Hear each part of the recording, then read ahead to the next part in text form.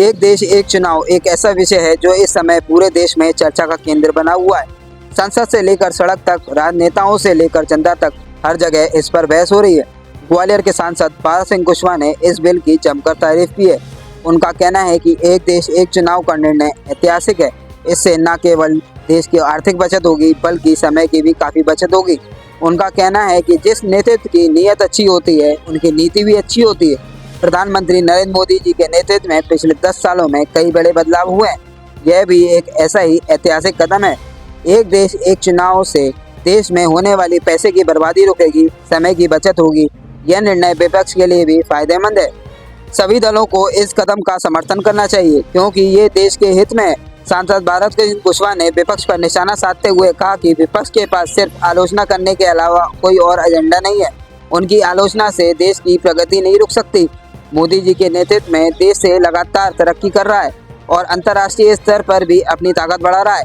सवाल यह है कि एक देश एक चुनाव भारत के लिए कितना व्यावहारिक है।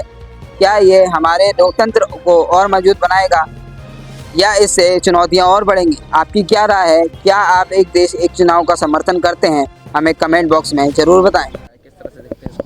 देखिए, जिस नेतृत्व की नीयत अच्छी होती है तो नीति भी अच्छी होती है।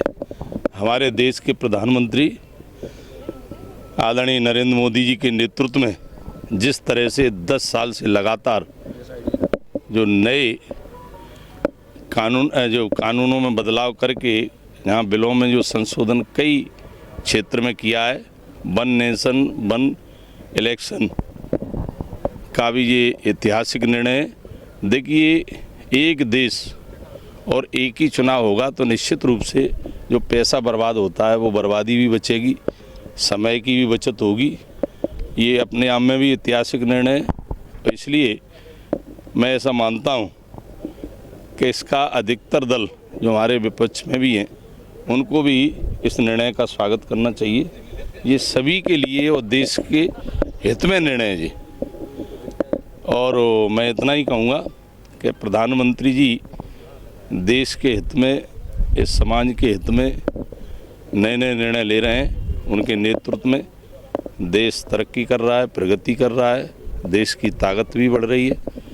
इसलिए हमारे विपक्ष के मित्र, उनके पास सिर्फ आलोचना करने के सिवाय और कुछ नहीं है।